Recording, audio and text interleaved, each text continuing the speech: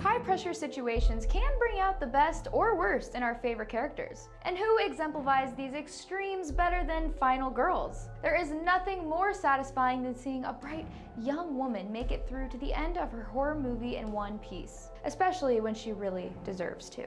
Of course, sometimes we're left wondering if a character had what it took to survive the killer, or if she really just lucked out. Welcome to Blood Binge. My name is Sloan, and today we'll be looking at both kinds of survivors as we rank Final Girls from dumbest to most brilliant. We don't have a lot of rules this time around. To get the widest selection of Final Girls, we are choosing to be rather loose in our criteria. So even though Final Girl implies the last one standing, we will be looking at epic women who bring another survivor or two with them to the end, so long as they've been a staple throughout the whole ordeal. We're also looking at a few horror-adjacent movies, including horror comedies and some very dark sci-fi. The one big rule we have left for ourselves is that we will only be looking at one Final Girl per franchise, just to change things up more. With all that said, let's get down to it and meet some absolute Scream Queens. In our first tier, we have our luckiest ladies. These women might not have the smarts to outwit their killer at every turn, but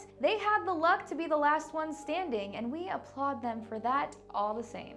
Our dumbest Final Girl, is Jess Bradford from Black Christmas. We are, of course, referring to the original 1974 Black Christmas and not the 2006 remake, or God forbid, the 2019 remake. There was just no way we could start ranking Final Girls without bringing up one of the first to hold the title, even if she is at the bottom of our list. There are a lot of good things to say about Jess. She was progressive, she was strong, she had a very logical process for making decisions about her personal life. She was and continues to be an exemplary model of what we should expect from sorority girls in movies. However, writing has come a long way since the 70s. Audiences expect more. Slashers and survivors alike have gotten craftier. Jess had the self-interest to survive, but not exactly the judgment or wherewithal to make her fully aware of the danger she was in. Don't go upstairs, Jess. Between her naivety and obliviousness, we aren't too sure she'd make it against anyone smarter than Billy.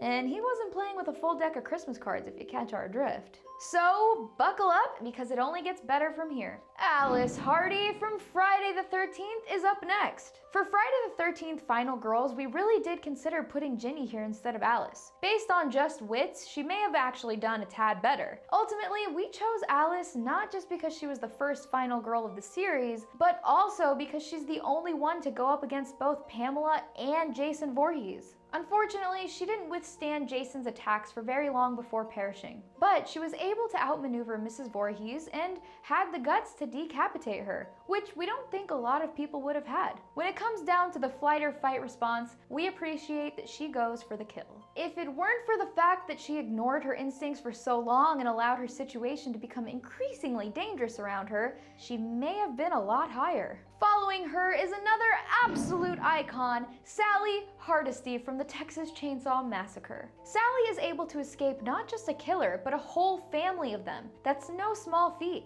Fortunately for her, but unfortunately for her ranking, the killer that she's going toe-to-toe with is Leatherface, and he's just not so bright. She's naive, she's trusting, and ultimately, her reliance on other people gets her captured multiple times before she's able to escape for real. We don't know if she has the brains or fortitude to evade some of the more modern horror movie villains, but we know that she is often credited as being the catalyst for the trope in question. Next up, we have Grace from Ready or Not. We almost didn't include Grace because Ready or Not is such a different film from the others on the list, but we figured it would be okay to have a few tonal outliers if we got to talk about Grace for a few minutes. Marrying into the Ladumas family, Grace finds herself being hunted on her wedding night by her husband's devil-worshipping family. Ready or not, here I come.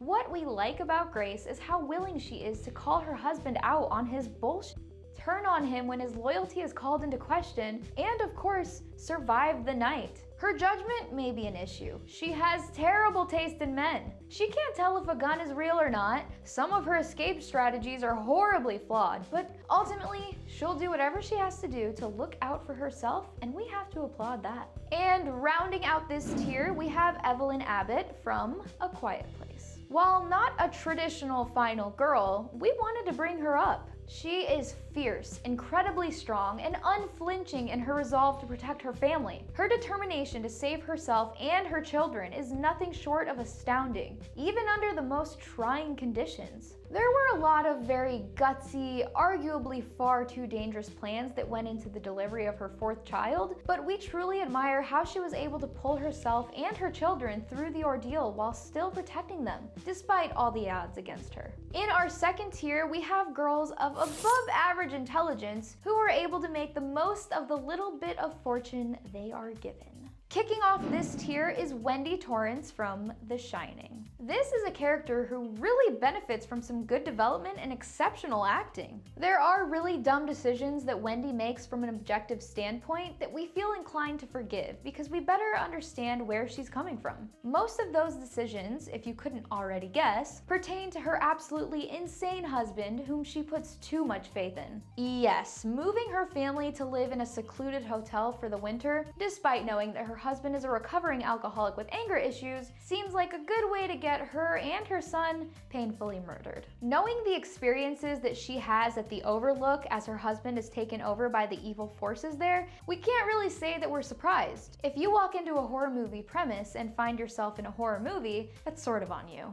A lot of the smartest decisions in this movie are actually made by Wendy's son, Danny Torrance. But we have decided to rank her in the average section of our list because when it comes right down to it, we don't think that she just lucked into her survival. She is able to use her brain and maternal instincts to make the difficult decision to turn against her husband when she needs to, securing her a spot on this list. Next up is Kirsty Cotton from Hellraiser. Kirsty is smart, independent, and not about to go down for anyone else's mistakes. When she accidentally opens the puzzle box that introduces her to the Cenobites, she is quick to let them know that one of their victims has escaped. She goes through unimaginable fear and pain to find and deliver her Uncle Frank back to hell. Then she's still forced to fight for her freedom, which she does to rousing success at the end of the first movie. Don't do that. Go to hell! Although not everything she does is the wisest choice all the time, the fact that she was thrown in the deep end and was still able to swim her way into a sequel counts for a lot. Also, kudos to her for the way she doesn't let her boyfriend take the lament configuration during that showdown. This is one battle she's definitely more equipped to fight than him, and she owns it. Following her is Sarah Carter from The Descent.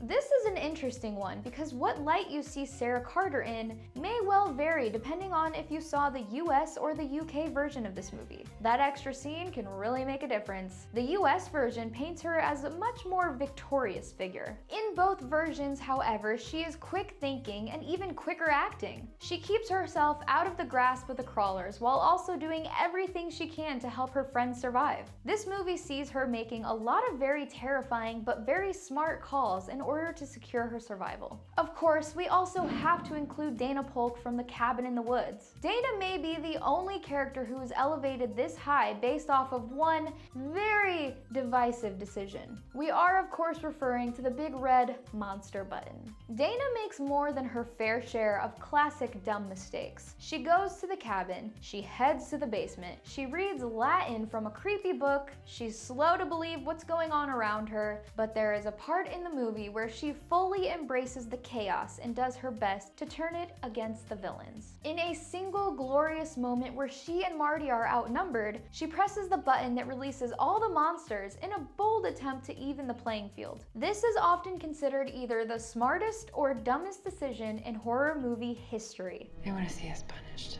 Since it worked and got her to the final confrontation of the film, we're going to give her full credit for turning the tables. And concluding this tier, we have Sidney Prescott from Scream. Sidney Prescott is actually one of the most successful final girls on this list, despite not meeting all the traditional criteria. Since Gale and Dewey survive alongside her, she can't quite be declared the final anything. We had to talk about her on this list though because she's an absolute legend and has made it to not one, but 4 final showdowns. While most picks have had to survive at least one franchise installation to earn their rank, Sydney has survived through all 4 of the Scream films. What's the matter, Sydney? You look like you've seen a ghost. While it makes her a proven survivor, it also means that we have more material to look over for her. She does make a lot of questionable decisions throughout the franchise, and remember kids, always listen to Randy Meeks about how to survive a horror movie. Everybody's a suspect! It was a little frustrating how she rebrands herself in Scream 4 to get away from the image of a victim, while also being generally slow acting and making similar mistakes that we had already seen her make in the franchise. But complaints aside, Sydney proves herself time and time again against not just one, but an entire series of killers wearing the ghost face mask. Even when her perfectly reasonable plans get thwarted, she is always able to come up with something new very quickly to cover her tracks. And finally, we have our femme fatales.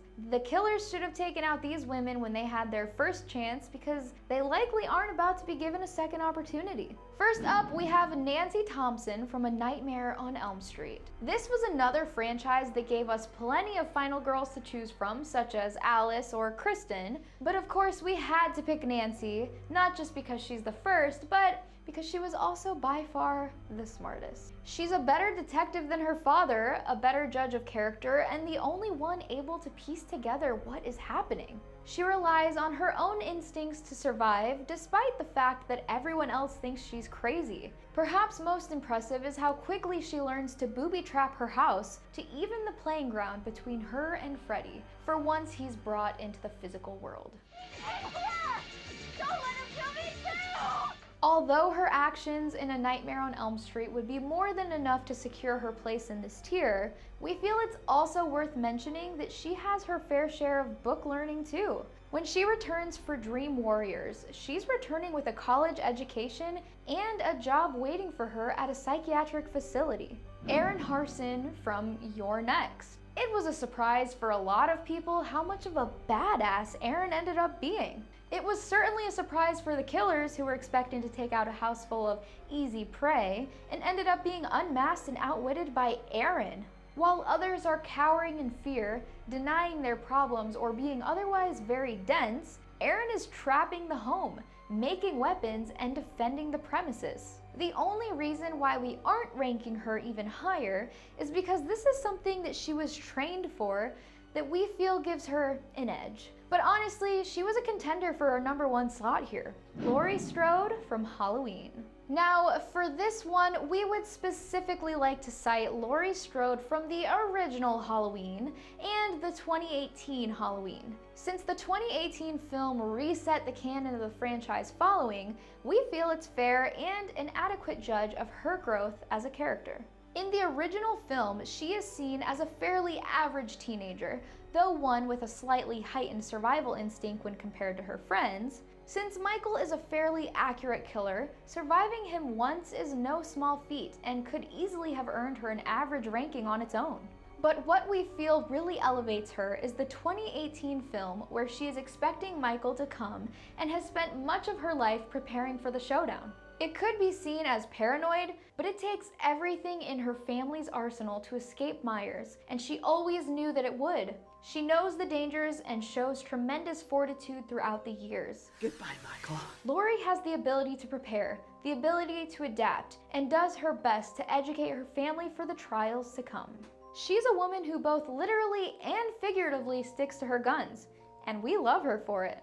Jessie from Gerald's Game. This is another unconventional choice and our second Stephen King pick, but we hope that you'll hear us out. Although the final showdown in this movie is more psychological than any of our other picks, the fact that Jessie makes it to the courtroom is undeniably impressive. She is left to die, first by her husband, then by the Moonlight Man, from a situation that no average person would have been able to escape. We aren't just impressed by her willpower in being able to make the cut that allows her to slide her hand out of the cuff, although that's nothing to overlook. We're impressed by her constant awareness of what is happening to her and what her next steps need to be. She figures out how to get the water. She knows what the dehydration and stress are going to do to her body. She identifies her mental lapses as they come. She figures out what the point of no return is and makes a calculated risk only when she has no other choice. The fact that she comes out of this horrid experience a stronger and better person speaks volumes to both her intelligence and character. Next, Ellen Ripley from Alien. We had to include Ripley on this list, and she more than earns it. For starters, she's a warrant officer on a space crew. While that is one of the lower rankings on the Nostromo, the vetting process for astronauts rules out most of the biggest dummies. Her occupation alone gives Ripley an advantage on this list. We're not here to gush about awesome astronauts though. We're here to talk about what an absolute badass Ripley is. She's the only crew member able to outmaneuver the xenomorph that kills everyone else on board. She knows when the ship has been compromised and doesn't hesitate to blow it up. Even when her escape plan is thwarted by the alien on board, she can't be fooled. While her judgment may be called into question by other officers later in the franchise, there is virtually no one that we would trust more with any spacefaring survival situations. Maddie Young from Hush. Hush is one of those underrated gems, and what it really stands out for is its amazing final girl. Maddie Young is a writer living by herself in relative isolation. She is both deaf and mute, which makes the killer believe that she's going to be an easy target. On the contrary, Maddie proves to be a worthy opponent. She has more than the average amount of obstacles to overcome when dealing with the killer. She can't cry for help when her friend drops by to see if everything is okay. She can't call the police. She can't even hear the killer taking steps above her when she's hiding under the porch. But the killer constantly underestimates her because of the hand she's been dealt, and none of it slows her down one bit. She uses her creativity and experiences to run through simulations of how to best avoid him.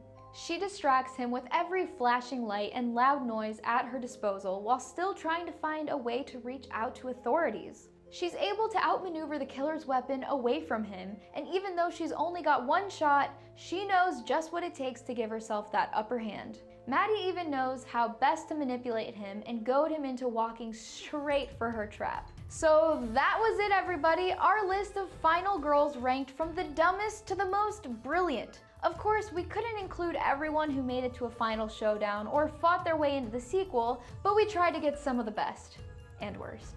As always, we ask that you like the video and subscribe so that we can keep satisfying your thirst for all things horror.